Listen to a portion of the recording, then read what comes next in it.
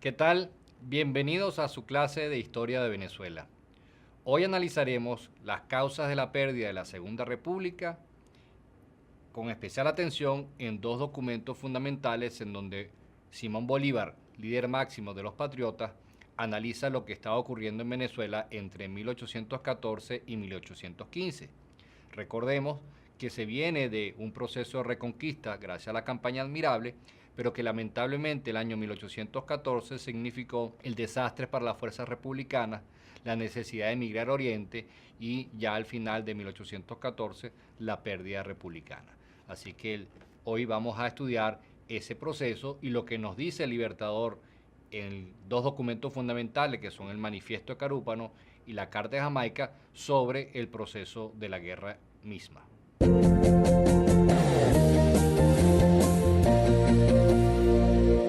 El año 1814 quizás fue el más espantoso, el de mayores pérdidas para la causa republicana. La Segunda República recién se había reconquistado gracias a la campaña Admirable en agosto de 1813, pero ese fue un triunfo muy corto, pues fue un triunfo efímero, puesto que ya desde septiembre de ese año 13 las fuerzas de Boves en el centro, también las fuerzas realistas desde Occidente, van cercando a los republicanos de tal manera que no le queda otra alternativa que emigrar a Oriente. Todo el pueblo de Caracas sigue a Bolívar en ese famoso episodio que fue la emigración a Oriente, puesto que José Tomás Boves estaba cercando a la fuerza republicana, llegando inclusive al centro y más allá, los persigue hasta el Oriente. Y en el Oriente ocurre en las tres últimas batallas de la Segunda República, la batalla de Urica, la batalla de Maturín, la batalla de Aragua-Barcelona. En las tres pierden todo la fuerza republicana. Hay un solo aspecto positivo es que muere en la batalla de Urica José Tomás Boves, que se había convertido en un líder, un caudillo, un hombre que arrastraba la masa popular hacia la fuerza realista.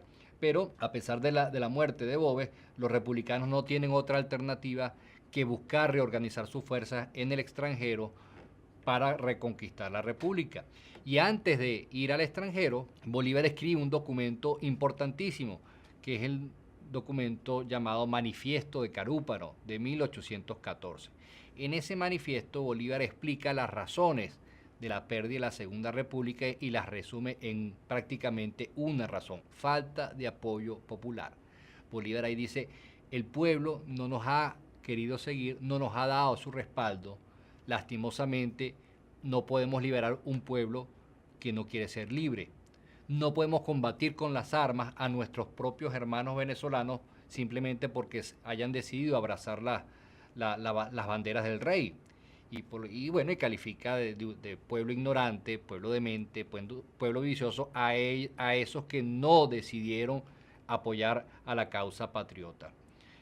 Hay frases muy duras en ese manifiesto de Carúpano, porque los califica de bestias, de materia, de seres inescrupulosos, de viciosos, pero termina el documento haciéndole un llamado a aquellos venezolanos que sí apoyaron la fuerza republicana y dice: ustedes son más que ellos, ustedes tienen más fortaleza y Dios concede la victoria a la constancia. Y con esa frase, es una frase que representa mucho lo que fue la vida del Libertador, porque si algo le ocurrió a Simón Bolívar es que fracasó mucho, pero se levantaba después de cada fracaso porque tenía una idea, tenía un proyecto y quería efectivamente lograr la independencia de Venezuela. Así que Bolívar escribe ese manifiesto de Carúpano y sale al extranjero, unas tropas a Nueva Granada, otras a las Antillas, y en las Antillas, en 1815, es cuando él comienza a estructurar ese mecanismo para reconquistar nuevamente la República. Estando en Jamaica, escribe otro documento fundamental, que es la famosa Carta de Jamaica, en septiembre de 1815. ¿Qué es la Carta de Jamaica? Es una respuesta que le da Bolívar a un comerciante de la isla que le está preguntando: ¿pero qué está pasando en América? Y Bolívar aprovecha esa carta del comerciante y escribe ese documento realmente interesante, políticamente centrado, muy claro y que describen o digamos nos hacen ver a un Bolívar que es más que un militar, es un hombre de Estado, es un estadista, y eso lo diferencia de muchos otros militares de la época. Y en esa carta pronostica lo que pudiese ocurrir en un futuro en América, porque es una de las preguntas que le hace el comerciante. Bueno, ¿qué va a pasar? ¿Qué está pasando? Él dice, bueno, ¿qué creo yo? ¿Qué visualizo que puede ser el escenario futuro de América? Lo primero es que no se va a convertir en una sola nación, porque hay muchas diferencias, a pesar de que hablamos un mismo idioma y tenemos una misma religión, hay diversidad de historias en ese continente americano que va a llevar a la formación de distintas naciones.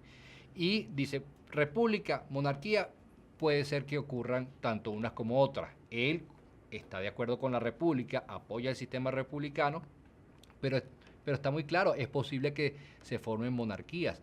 Y además es tan visionario que dice, si en algún sitio es posible la monarquía es en México, cosa que va a ocurrir efectivamente en la tercera década del siglo XIX.